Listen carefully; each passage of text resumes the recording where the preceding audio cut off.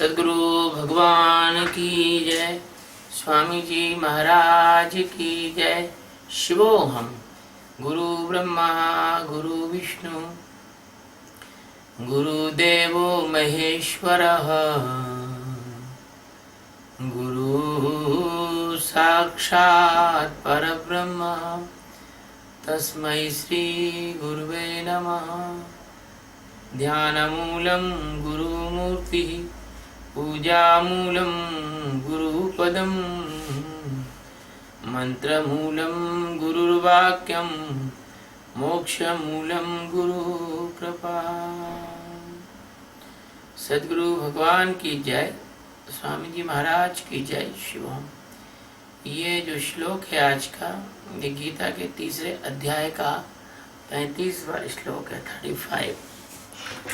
ये श्लोक ये कहता है कि श्रेयान् स्वधर्मो विगुणः परधर्मात् सवनुतिष्ठतात् स्वधर्मे निधनं श्रेयः परधर्मो भयावह। श्रेयान् स्वधर्मः विगुणः परधर्मान् स्वनुष्ठितात् स्वधर्मे निधनम श्रेय परधर्म भयावह। श्रेयान यानी अति उत्तम, स्वधर्मे यानी अपने धर्म में, तो विगुणा यानी गुण रहित भी, परधर्मा यानी दूसरे धर्म से, स्वनिष्ठता मतलब अच्छे प्रकार से आचरण में लाए हुए, स्वधर्मे यानी अपना धर्म, निधनम यानी मरना भी, श्रेय यानी कल्याण कारक है, और परधर्मा यानी दूसरे का धर्म, भयावह यानी भय देने वाला है। अर्थ यह है कि अच्छी प्रकार से आचरण किए गए दूसरे के धर्म से गुण रहित अपना धर्म अति उत्तम है। अपने धर्म में तो मरना भी कल्याणकारक है, और दूसरे का धर्म भय देने वाला है।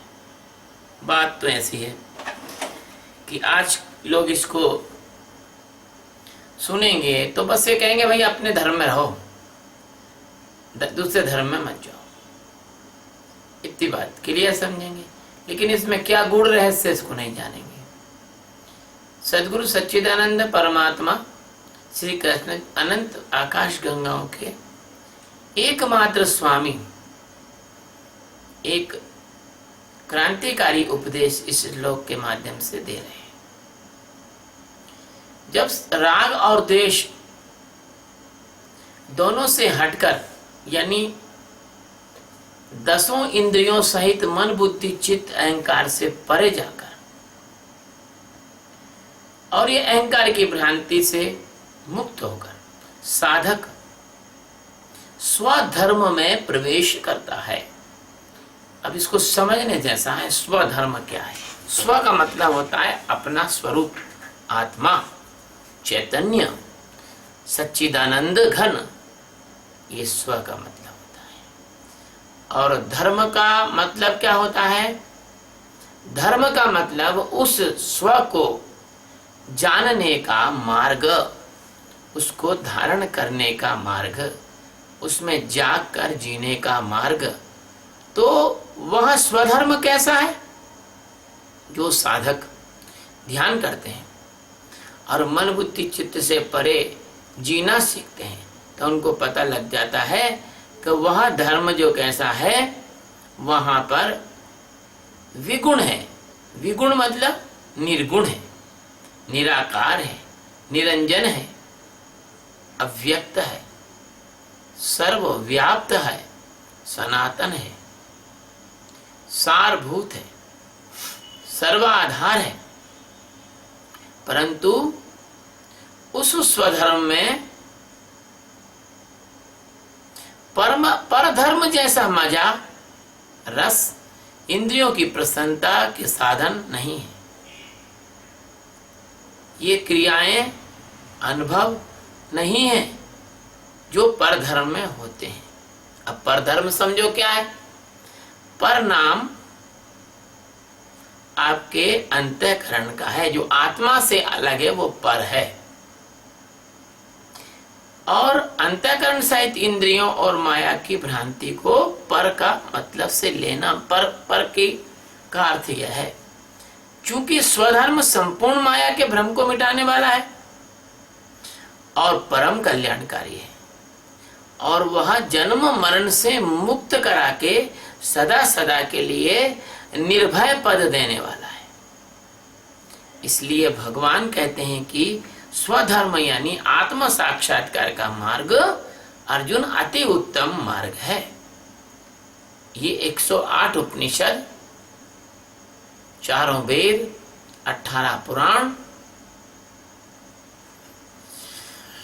6 जो है मीमांसा और ब्राह्मण ग्रंथ, शतपथ ब्राह्मण, ये सब एक स्वर में कहते हैं कि यह स्व को जानने का जो मार्ग है, यह जो आत्म साक्षात्कार का मार्ग है, यह मार्ग अति उत्तम है। यदि कोई साधक इस मार्ग का अनुसरण करते हुए मर भी जाए तो भी उसका कल्याण अवश्यम भावी है। गोरखनाथ जी कहते हैं कि मरो हे योगी मरो, मरण है मीठा, तिस मरनी मरो, जिस मरनी गोरख मर दीठा। कबीर साहब कहते हैं कि जिस मरने से जग डरे मेरे घर आनंद, कब मरी हैं कब पाई हैं पूर्ण परमानंद। अतः इस स्वधर्म में, इस आत्म साक्षात्कार के मार्ग में तुम्हें मरना होगा, तुम्हें मिटना होगा। कहते हैं कि दाना खाक में मिलकर गुले गुलजार होता है। तुम्हें मिटना होगा, तुम्हें मरना होगा। लेकिन इसका मतलब ये नहीं कि तुम्हें आत्महत्या करना होगी, कि तुम कोई बकरा हो उसको तुम्हें कटना होगा, ऐसा नहीं। मरने का मतलब यह है कि जैसा आज तुम अपना जीवन समझ रहे हो कि जिए जा रहे हो 10 इंद्रियों में, जिए जा रहे हो मन में, जिए जा रहे हो बुद्धि में, जिए जा रहे हो चित्त में, जिए जा रहे हो व्यर्थ के अहंकार में। मरने का मतलब यह है कि तुम्हें इस माया को छोड़ना होगा, माया से हटना होगा, माया में जागना होगा, माया को जानना होगा और अपने स्वरूप में खड़े होना होगा। अतः स्वधर्म से बड़ा कल्याणकारी दूसरा धर्म ना तो हुआ है, ना हो सकता है, ना होगा। और पर धर्म भयावह।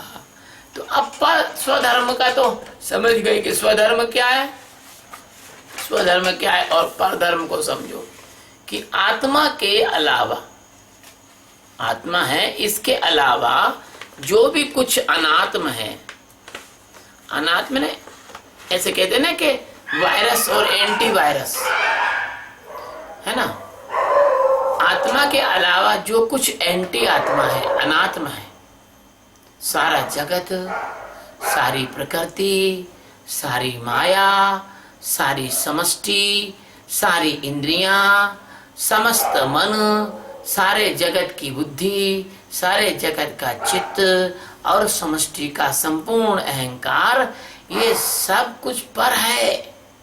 पर मतलब दूसरा आप नहीं हो, ये आपसे कुछ अलग है। अगर आप इस पर के विशाल दुर्लंघ वन में, दुस्तर माया के सागर में गलती से भटक गए तो भले ही आपका आचरण कितना ही अच्छा हो, भले आप सत्यवादी हरिश्चंद्र हो या दानवीर कर्ण हो या बलशाली रावण हो या दुर्योधन कंस हो या बहुत बड़े धन के अधिपति हो, कुबेर के समान हो या कामदेव के समान सुंदर हो या आप शुद्ध सतोगुणी व्यक्ति हो, आप कैसे भी हो, फिर भी आपको चाहे आप कितना भी पवित्रतम आचरण करते हो, चाहे सारा जग आपके सामने आदर पूर्वक आपकी प्रशंसा में नतमस्तक रहता हो, आप भले ही अति आदरणीय हो, आपके करोड़ों शिष्य हो, करोड़ों प्रशंसक हो, करोड़ों फैन हो विश्व में, सारे विश्व के राष्ट्रपति आपके पैरों में बैठते हो, फिर भी आप मिथ्या में जी रहे हैं। भले ही आप सर्वश्रेष्ठ हैं, आप बहुत अच्छा यज्ञ हवन, बहुत अच्छे धार्मिक कृत्यों को कराते हैं, आपका पूरा विश्व में नाम है, आप पूरी की पूरी यूनेस्को का जो सेवा कार्य है वो आप अकेले कर लें, पूरे विश्व में सेवा कार्य कराते हो, लेकिन फिर भी आप मिथ्या में ही जी रहे हैं, क्योंकि ये संसार ऐसा है। कैसे सपना नींद का ऐसा है संसार, उमा कहूँ मैं अनुभव अपना, सत हरि भजन जगत सब सपना, मोहन सा सब शोभन हारा, देखें स्वप्न अनेक प्रकार।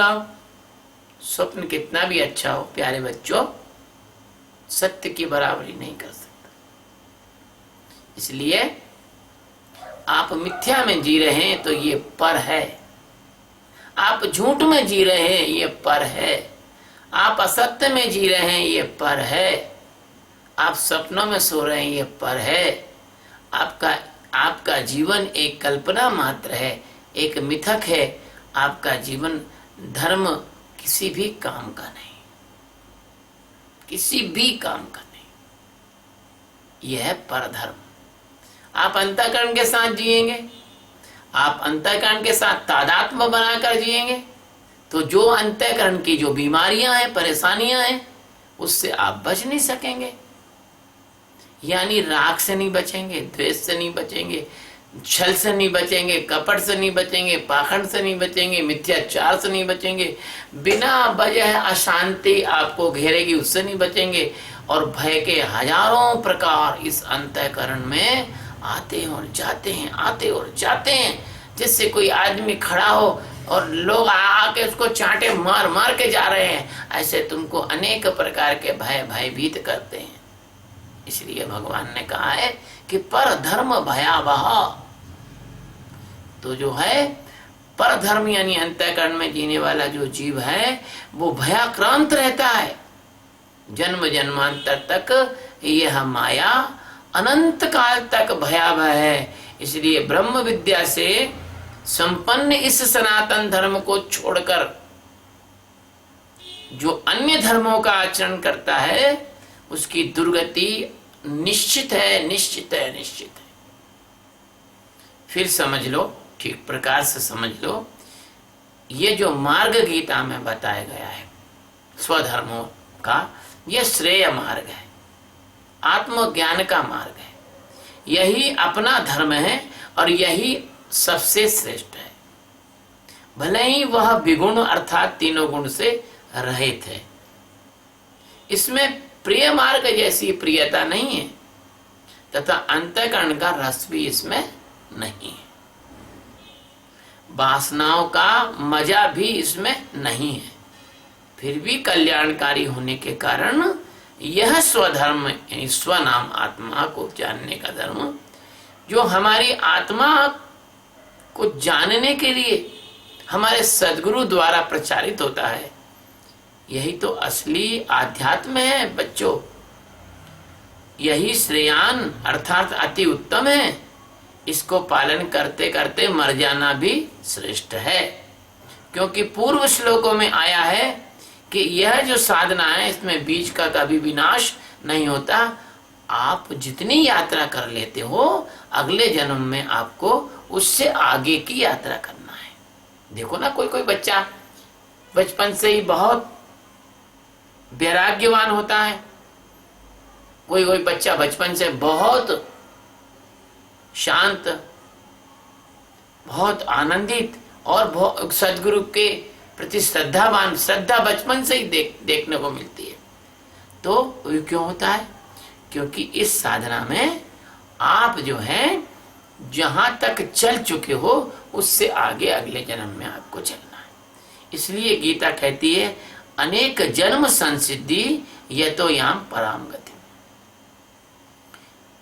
क्योंकि स्वधर्म यानी आत्मोन्मुख धर्म और परधर्म यानी आत्मा से अलग अनात्म अज्ञान अंतःकरण।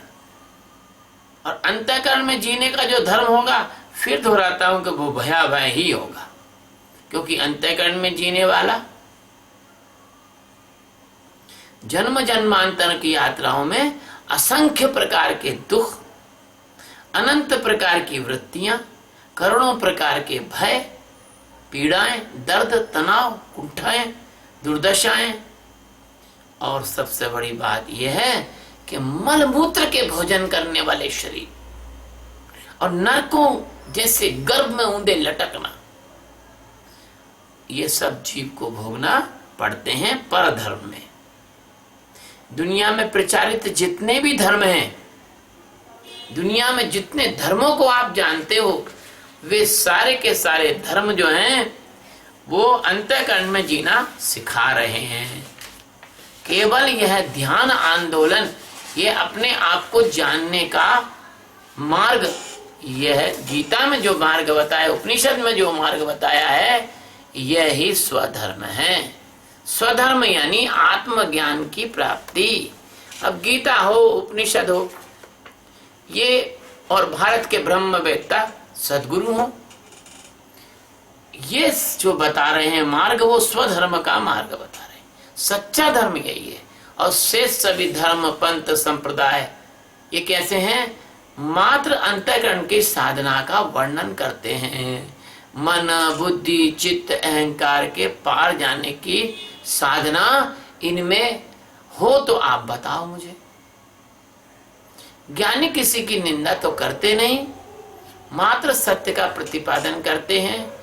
और सत्य और श्रेष्ठता के मार्ग को बताना, यह तो मानव मात्र के कल्याण के लिए परम आवश्यक है। यदि ज्ञानी असत्यवाद को सत्य कहेंगे तो ये संसार गलत मार्ग पे चला जाएगा। इसलिए फिर दोहराना चाहता हूं कि केवल गीता और उपनिषद और भारत के ब्रह्मवेत्ता सद्गुरु यही स्वधर्म सिखाते हैं, बताते हैं, यही सत्य का प्रतिपादन करते हैं। गीता का यह मार्ग पूरी तरह से पंथ निरपेक्ष है, जाति निरपेक्ष है, संप्रदाय निरपेक्ष है। किसी भी पंथ का आदमी हो, किसी भी जाति का हो, किसी भी संप्रदाय का हो, किसी भी देश का हो, किसी भी वेश का हो, किसी भी धर्म का हो, यह मार्ग इन सब से परे है। स्व का धर्म है। प्रत्येक मानव के लिए स्वधर्म के द्वार गीता खोलती है। मानव उससे परमात्मा तक पहुंच सकता है। मर्जी है आपकी, जो भी आप चुन लो, स्वतंत्र हो। हमारा काम है आपको बताना कि स्वधर्म क्या है और परधर्म क्या है, और स्वधर्म क्यों श्रेष्ठ है और परधर्म क्यों भयावह है। सद्गुरु भगवान की जय। स्वामी जी महाराज की जय। शिवोहम।